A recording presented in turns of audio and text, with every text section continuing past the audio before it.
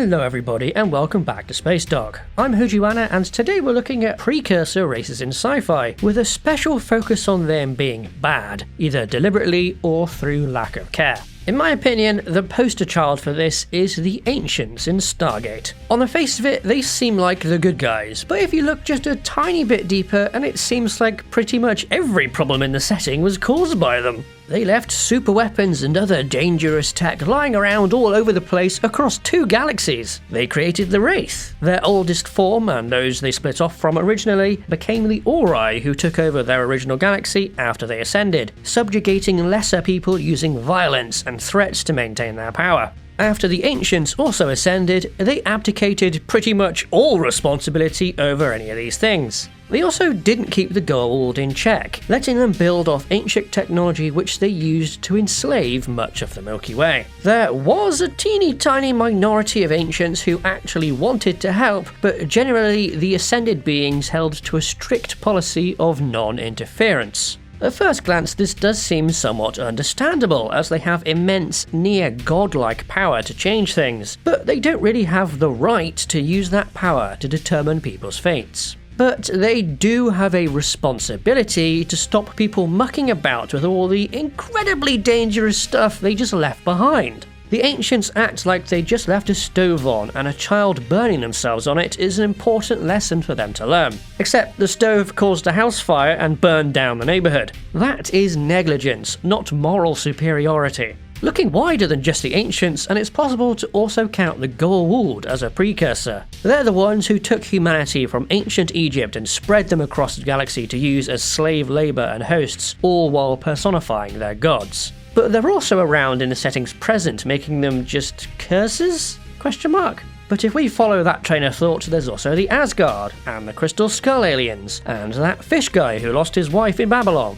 Sort of similar to all these stacked precursor races is what's going on in Mass Effect, since the cycle of destruction the Reapers force on the galaxy means there's precursors. Despite the Reapers' best efforts, there's usually something left over from before that the next cycle can find. For the cycle the games are set in, it was the ruins of the Protheans, who surreptitiously studied and influenced younger races like humanity and the Asari. But the Protheans had their own precursors, the Inusanon. There's scant evidence of others here and there, but nothing really as tangible as the statues on Ilos. Well, except for the Leviathans, but they were well hidden. And with both these and the Protheans, we go right back to the idea of precursors being kinda terrible. It turned out that the Protheans were empire builders, crushing those that refused to join them, and that's probably what would have happened to humans and the Asari had they stuck around. And the Leviathans enthralled others and created the Reapers in the first place. It seems like every time I talk about Mass Effect, I talk about Babylon 5. And today is no exception, since that has its own precursors, though like with some of the Stargate ones, they're still around in the setting's present day.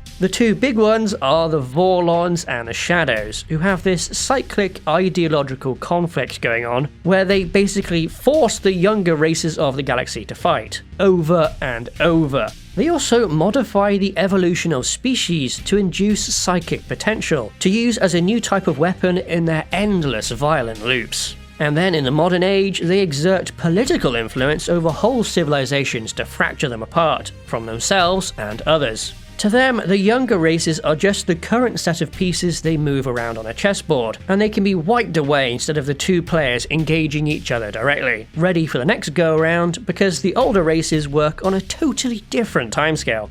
The precursors in the Alien franchise were there from the start in the form of the space jockeys, though it took a while for them to be fleshed out in Prometheus. That movie made them into the engineers, and most importantly, the ones who created life on Earth in the first place. But they changed their minds and decided to get rid of humanity, though they lost control of their weapons and died for it. The question is, does being incompetent absolve them from their bad intentions? Or are they just so far ahead of us that Earth was just an oversized petri dish, and what they were doing was cleansing a failed experiment? Does that absolve them, or does it make them worse? The Forerunners in Halo are kinda similar in a way, though they could be seen as being somewhat benevolent, having ended themselves to save the other intelligent species of the galaxy from the danger of the Flood. But they didn't really choose that path. If I remember right, they were forced into it. And even if they had chosen to sacrifice themselves, they still screwed it all up by preserving Flood samples, leading to a whole nother outbreak.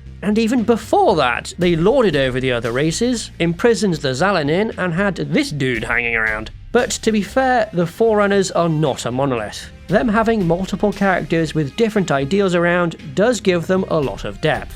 This is just some examples of precursors being bad to make my point. But why does sci-fi use them in this fashion so much? It seems like it's because cleaning up their disasters makes things more interesting than if they were good custodians. Like, the entire setting and main arcs of SG-1 pretty much stems from the Ancients being careless and absent. If they weren't, then there wouldn't even be the Stargate show that we all know and love. Not every precursor is bad though, there are good, well-meaning ones around too, with the prime example being Star Trek's progenitors, who seeded life throughout the galaxy. Their goal was to create a multitude of species similar to their own, who would one day live together and celebrate the infinite diversity and friendship that the progenitors had sorely missed, since they had grown up all alone in the galaxy. And spoilers for Discovery Season 5, they did this with technology they had found rather than created, so there's actually 2 layers of precursors going on here. In a setting as old and big as Star Trek, there's also lots of tech and stuff lying around by all sorts of other precursors like the Iconians, but the progenitors had the greatest impact and embody the spirit of the franchise the most.